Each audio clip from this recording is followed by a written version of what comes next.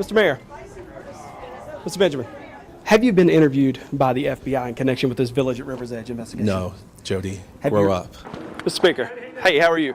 I want to hand deliver this Freedom of Information Act request. What does that tell you about this process? It tells me it's a scam. When a government official asks for a state plane, Wirt says his agency doesn't ask questions. They just make the flight. Could you guarantee to the taxpayers that every time these planes left these hangars that they left for official state business 100% of the time? The agency and the Division of Aeronautics cannot guarantee that. Ms. McBride, it's late. It'll just take a few minutes. We just want to ask you about these machines and delays and polling places. We got a connection. I mean, He's not going to take no for an answer. Well, we can't. I mean, this is a serious issue here in the county. We just want to ask you about this traffic stop. Were you driving under the influence that night? Well, I can't answer the questions about the litigation in the case. All I can tell you is that we're gonna let it play out. Do you remember how you voted on this latest DUI bill that said the penalties depended upon what the breathalyzer showed? I don't even remember that. When did that come up? 2008. I can't recall how I voted on that. Do you believe to this day the reason you're suspended now from the Columbia Police Department is because you blew the whistle? I blew the whistle on Ruben Santiago, 100%. After the board meeting, Zemke would not talk to us about that bonus check. No comment today. Well, you signed off on about a little more than $70,000 in bonuses in December for the CEO here. Could you explain? I believe I responded to your request for an on-camera interview, and I'm going to decline. But thank you very much for the opportunity. Well, can you explain these bonuses that were given out? The goals, it says Mr. Weeks met were 50% of the goals set for him in 2012. But he still walked away with $70,000. Thank you very much, though. Thank you, Jody. Appreciate it.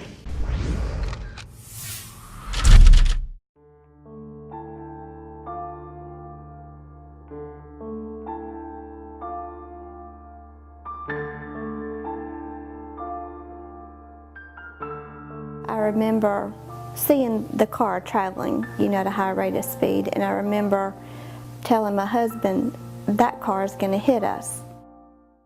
What is your emergency? There is a horrible accident. I'm on Route 544 in Myrtle Beach. March 7th, 2005, an SUV slammed into the side of a family of four. Rita Gainey, her husband Thomas, were in the front seats, and their then 8-year-old son was in the back beside his 3-year-old sister, Erica. Unfortunately, our car was still hit at such an impact where it had hit the front side of the driver door, and then basically he just drove over the back side of my car. I was conscious, but I don't remember a lot of things. My husband said he got out of the car and went around and saw Erica and knew that she was dead, and had taken her out of the car and set her to the side so she would not be in our vision. The impact killed Rita Gainey's 3-year-old daughter. It happened instantly. The week before we had our car accident, she passed. She was actually Student of the Week. So she had just learned to write her name and that kind of thing. So we were proud of her. She was a little mini me, that's for sure. She was just very full of life. The Highway Patrol's MATE team, a group of specialized crash investigators, went to work that night trying to figure out what went wrong. Lieutenant Mike Dangerfield. Only thing we had was what was on the scene, which, again, it showed great speed, but it didn't show what the driver was doing within the vehicle. Dangerfield's investigators started looking into what sent Christopher Jones's Chevy across 4 lanes and into the side of the Bellamy's Dodge. The patrol found the Chevy's event data recorder, a device similar to airplane black boxes, and downloaded the data it captured. From just that data, we got the vehicle speed, and we found out that he was actually trying to increase his vehicle speed. The recorder shows exactly how fast Jones was driving and whether he applied any brakes seconds before impact. Troopers used the data to create this animation, which shows a real-life reconstruction of the impact. Jones was driving 99 miles an hour, the Chevy's maximum speed. You can see just before impact, no, he's actually trying to speed up. He's giving it more throttle. Speed limit through there, I think it's 45 miles per hour. Troopers knew the crash was intentional and dug deeper. The MATE team found out Just before the crash, Christopher Jones, a paraplegic, and his girlfriend had formed a suicide pact. But instead of killing themselves, the pair killed 3-year-old Erica Bellamy. Using the black box, the patrol did something it's never been able to do before. We were able to get a charge of murder. 1 year later, Christopher Jones pleaded guilty to voluntary manslaughter and is serving 21 years in prison. The paper from that day shows Solicitor Greg Hembry holding Jones's black box recorder, testifying about the story it told. This case, troopers say, set a precedent in crash investigations in South Carolina. In the past, we had to rely on what drivers or occupants told us or independent witnesses. Now we have data that we can look at. Had the Highway Patrol not been there and able to use the technology they were able to use, what would have been different with your case, do you believe, than where you are now? I don't think it may have been as strong of a case. Again, that kind of spelled everything out. You can run, but you can't hide. There's information that's going to be there that can validate your story, validate the facts. Now, 8 years since the accident and a killer's plea, the family continues to live with what happened. Walker, who was sitting beside his sister that night, says losing his sister has motivated him. I will always do everything for her, just to knowing that she's up there looking down on me saying, hey, that's my brother, look what he's doing now. I'm proud to call her that she was my sister, and now that she is my guardian angel, because everywhere I go, she's there. I know it. And when she walked into the room, you had to smile, She just had that kind of impact on people. And I think she would have grown up to be a very successful young lady. It just seems to me like it's just a money-making thing. Danny Long is one of the thousands of drivers issued tickets this year in Turbeville. Drivers face a fine of up to $500 or 30 days in jail for speeding in town. Most just pay the fines because the town doesn't take license points. The DMV never knows it happened. We saw Turbeville Police Chief David Jones issuing around 10 municipal speeding tickets on Labor Day. We tried to ask him about it that day. We'd like to talk to you about these municipal tickets you guys are writing out here. Any comment from you? Well, the court administration of the state of South Carolina. We did. Days later, the chief agreed to an interview with us to explain how his department can set aside state speeding laws and charge drivers under a town ordinance. So you guys are writing these municipal ordinances every day of the week? Yes, sir, that's correct. Why not just stick with the state law? Because it's a town ordinance. So you saying I need to set aside one law to enforce another? What is the difference? So what stopped the city from going in and saying, we'll have our own DUI law, we'll have our own seatbelt law, we'll have our own... State statute stops that. Well, state statute, it doesn't stop the city from doing what you're doing, but it does provide a penalty for speeding. That's already on the books that legislature in Columbia sat down and decided this is what's going to work for the entire state. But it seems Turbeville here has taken it on themselves to do what they wanted to when it comes to the speeding law. Under state statute, there's a points assessed against your driver's license, and as you're aware, most people are trying to avoid the points. The town traffic ordinance does not assess points. What does that tell you about this process? It tells me it's a scam. It tells me the city of Turbeville has come up with a revenue generating scheme as opposed to actually enforcing traffic laws. That's what's going on here. Columbia attorney Todd Kincannon seen cases like what's going on in Turbeville before. Turbeville's like a troll at a bridge, and you got to write a big old check to get on by. Kincannon successfully argued before the state Supreme Court in 2010 that Myrtle Beach could not charge its own fines under a helmet ordinance for bikers because state law addressing that was already on the books. If you had to go across the street today and argue what you know of this case to the Supreme Court, what would you tell those justices? I would tell the justices that South Carolina state law has a standard here, and Turbeville and every other city and county in the state has to follow it. The Attorney General's office says it cannot find a case in South Carolina that's ever dealt with what Turbeville's doing. But in this April letter, the state's Chief Justice wrote specifically about towns with ordinances similar to this. Justice Jean Toll wrote, The creation of other criminal ordinances, which addresses acts that are already addressed by state law, could possibly run afoul of the authority delegated to them under the Home Rule Act. The letter indicates if a lawsuit is filed, a court could strike down ordinances like Turbeville's. Toll went on to write, because of the benefits defendants are told they are receiving, such a challenge is unlikely. The benefit in Turbeville's case, that no point promise. Are you prepared to face a lawsuit if someone filed it over this? Yes, sir. We don't have any choice but to face it. If somebody files a lawsuit, we've got to answer it. Is that correct? What would be your answer to the court? Don't know, sir. Jones says he has no plans to stop issuing town ordinances in lieu of charging drivers under the state's speeding laws, and he says he's doing nothing wrong with accepting cash bonds. Jones says the town's making the streets around Turbeville safer. But if you knew on the way down here from Columbia, if you got stopped, you were looking at a fine of $288 or $388, and that was it, I guarantee you wouldn't be so quick to push down on that accelerator pedal. It should shock the conscience, shouldn't it? So is this a revenue generating tactic, or is this we're trying to make this road safer? We're trying to make this road safer. Just like I told you, should it be something reasonable, or should it shock your conscience? Well, that they are, and they're also the two largest employers here in McBee. The county water utility filed this lawsuit accusing Marmac Wire and McLeod Farms of putting those cancer-causing materials in the water supply here. The water company wants both to pay the price tag, $450 million. State health regulators threatened to fine and shut down Alligator Water Company's wells over the past few years after finding 2 potentially cancer-causing chemicals in the utility's water supply. Those chemicals, known as EDB and DBCP, were banned in the late 70s after the EPA got proof the chemicals caused cancer and sterility in men. Now it's showing up in the water supply around McBee.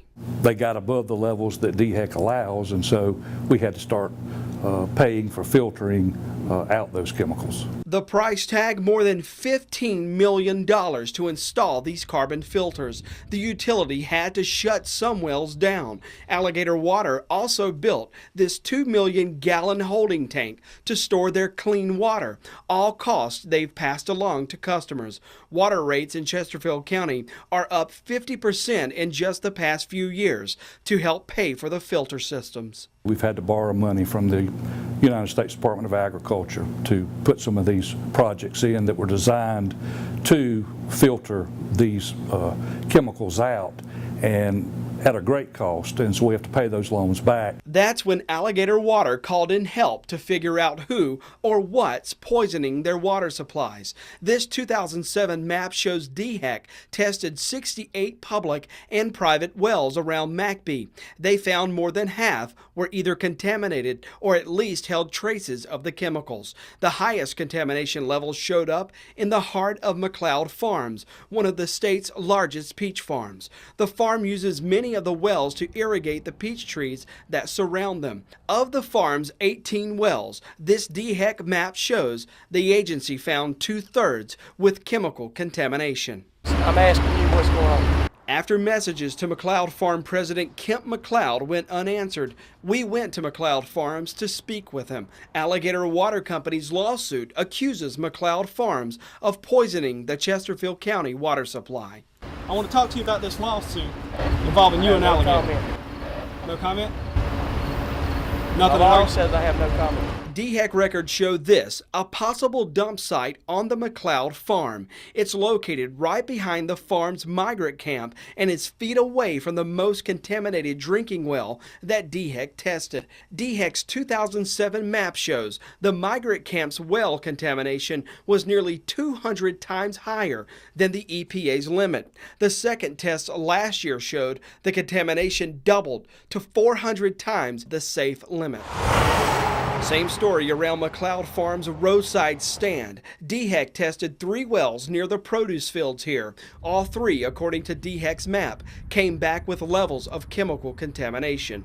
The lawsuit also accuses Marmac Wire of polluting the water supply with some of the chemicals. We went to Marmac to ask President Andy Johnson about the allegations in the suit. Well, I don't think we're going to be able to help you. we'd like for you to leave and not be filming. The U.S. Geological Survey moved in on McBee a few years ago, working to figure out where and how the contamination got into the ground and to find out if and when it might go away. The USGS says that could take hundreds of years, if ever. It is a concern because we have limits for a reason. And when they exceed limits, then that is the red flag that, hey, this is a problem and we need to look at this. Amy Armstrong's South Carolina Environmental Law Projects won dozens of pollution cases against accused polluters across the state. She says the levels showing up in public and private wells around McBee pose a threat to anyone using well water. It looks like from the evidence that it's been about 30 years that they've been in the environment, and they still are there today. They're persistent. They don't just go away, and that's a cause for concern. Well, the water company wants McLeod Farms and Marmac Wire to hand over $450 million. The water company says that money would go to pay back loans the water company had to take out to pay for the filtering systems here. The USGS is expected to finish up its study here in Chesterfield County. That's coming this spring. The study should tell us where the contamination went in, how long it's been in the groundwater, and how long it could take to push it out. In McBee for the Raycom News Network, I'm Jody Barr. This video runs 45 minutes long and it shows State Representative Bakari Sellers having trouble performing field sobriety tests. Deputies booked Sellers into the Chester County Jail after Sellers told deputies he'd been drinking at a Carolina football game. I come up on the switch lanes in front of them and no turn signal, then drifted back, almost hit the back end of the tractor trailer. That's the reason Chester County deputies say they pulled State Representative Bakari Sellers on October 7th. Deputies pulled him over, headed north on I-77 just past 1 in the morning. Deputies knew who he was from the start. I was also a state house representative. Sellers told deputies he was heading to his girlfriend's home in North Carolina and that he'd been to the Carolina-Georgia game earlier in the day. Sellers tweeted this picture with a former USC quarterback from the Georgia game. Said you had a little bit of drink a few hours ago? No, a few hours ago, a little while ago. Well, I'm just going to check, make sure you all right to drive, okay? Yeah, I'm just trying to make it on. If I need to call somebody, I'll call somebody, but just trying to make it on. The deputy directs Sellers to the front of his car, then performs several field sobriety tests. Can you see the tip of your pen? Yeah, I can see the tip of your pen. What I'm going to have you do is follow it with your eyes only, okay? Okay. I'm sorry. That's all right. Follow as far as you can. All right, I am. All I've been doing all day is cheering for the Gamecocks. I haven't had a long day. But I haven't been doing much after that. You're going to go straight up, okay? The deputy's report shows he failed that test. Before the next test, Sellers explains why he may not be able to perform it. Can I get I'm tired. Yes. I've been out all day. I've been out on the White at 12 o'clock. My girlfriend lives in White that's where I'm going back. Okay. Your arms down on your side, looking at your feet and counting each step out loud. Even if I'm tired? Yes, sir. The deputy's report states Sellers failed this test too. Start when you're ready. 1, 2, 3, 4, 5, 6, 8, 9. You said turn. 1, 2, 3.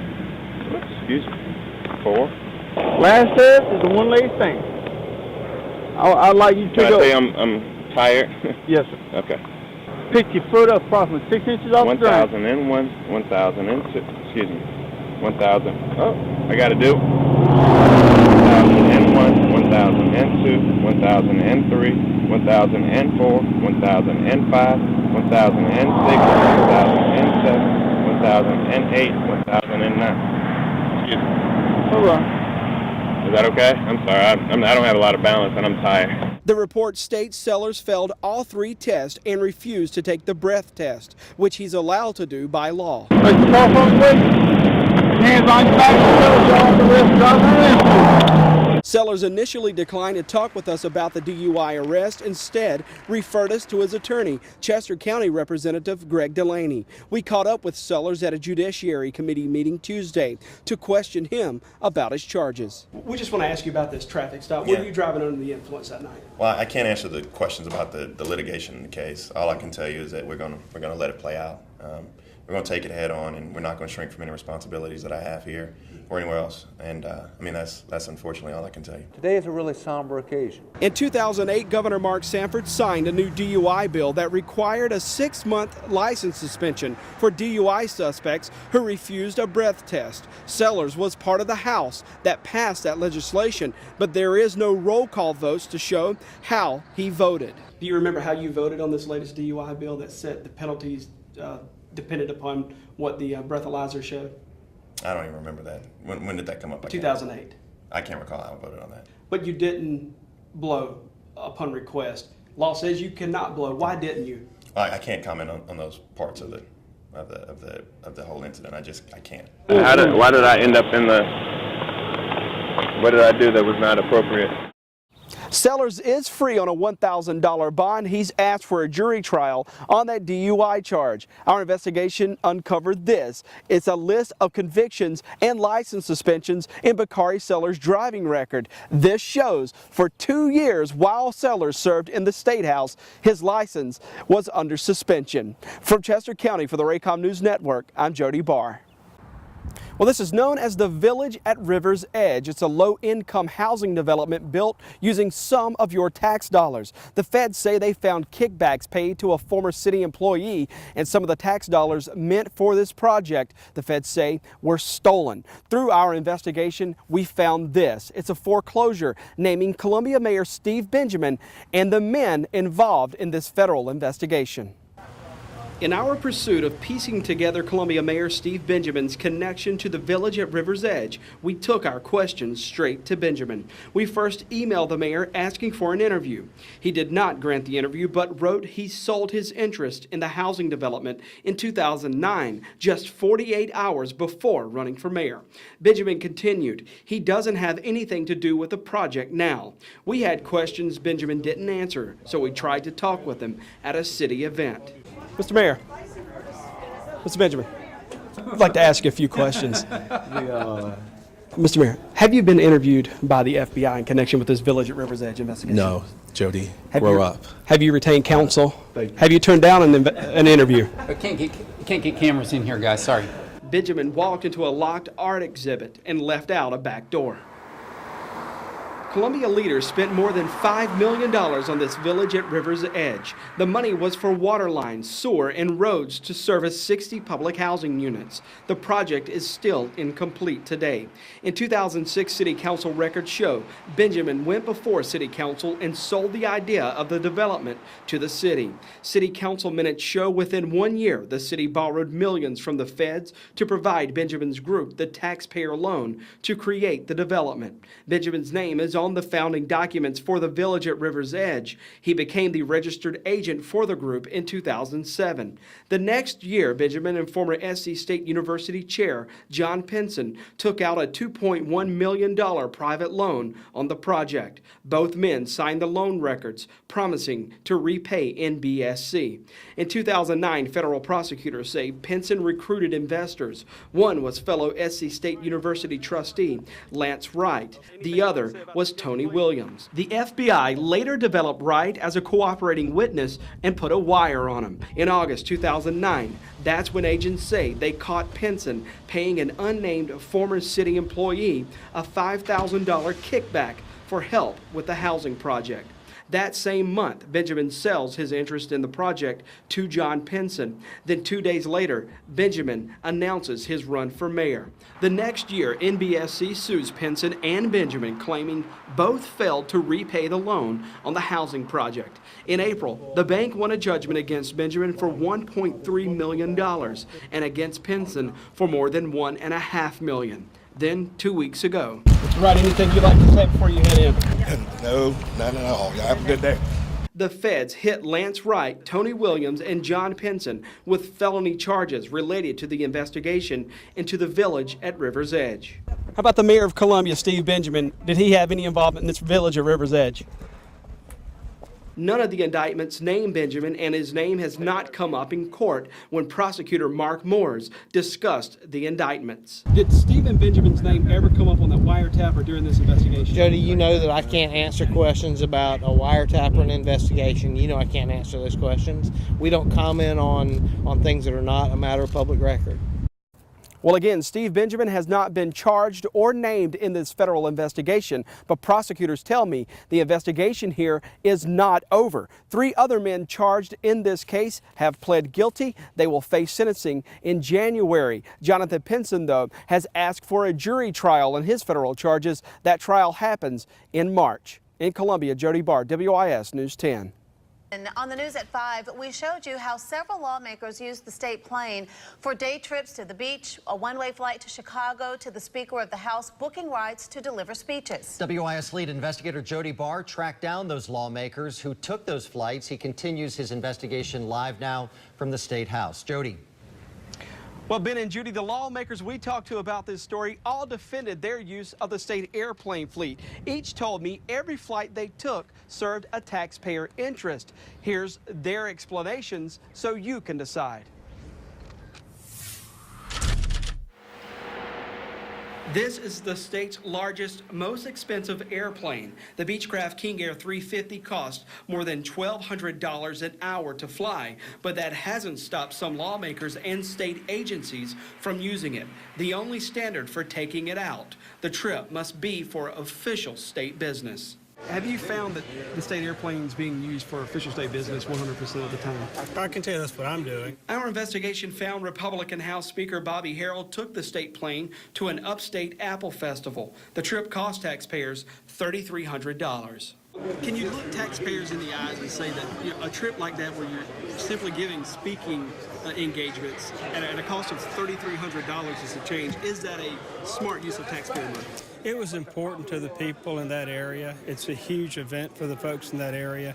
They had asked me to come and give the keynote speech for the opening of the event, but for an airplane, I wouldn't have been able to be there to do that. Our investigation also found within the past 18 months, House Speaker Bobby Harrell used the plane 5 times to fly to the upstate to deliver speeches. The cost, $12,105. And I want to try to get around the state as much as I can. I think it's important for the Speaker of the House to make himself accessible to people all over the state. Flight records show House Democrat Todd Rutherford took the plane to the White House twice. Once for a Congressional Black Caucus meeting, another, Rutherford took his wife along for a Black History Month event.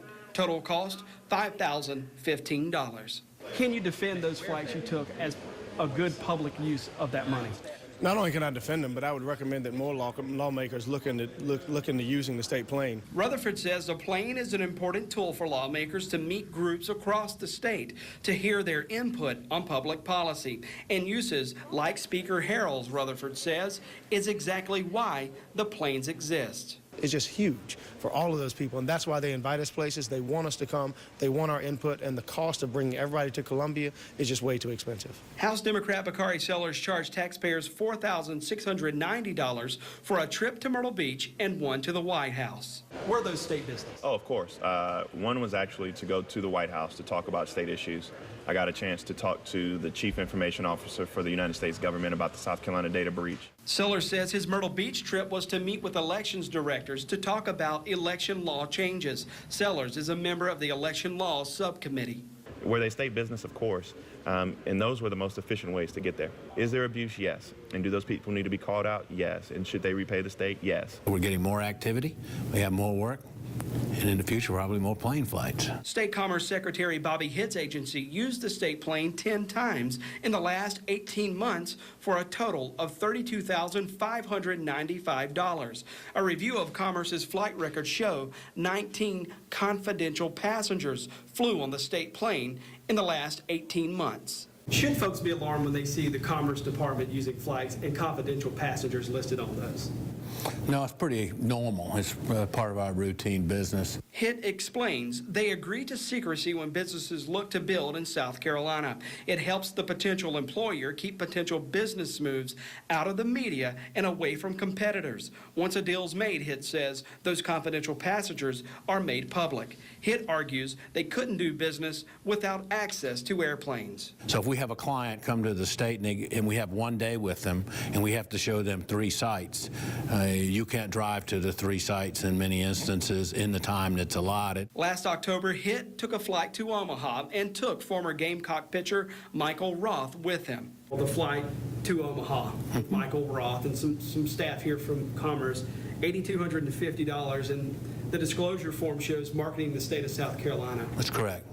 I went out there when I took Michael Roth with me because the meeting was being held in the stadium where the Gamecocks won the championship. HIT says Roth gave a speech at dinner that night involving one of the largest site consultant groups in the nation. The trip was to seek out potential business. Well, the flights we just showed you sparked a movement inside the State House to make major changes to the state aircraft fleet. Some lawmakers think the state needs to just sell these airplanes. Coming up at 7, we'll show you the drastic move the Senate took 3 weeks ago. Plus, we'll show you the one flight that still has many lawmakers here fired up. From the State House, Jody Barr, WIS News 10.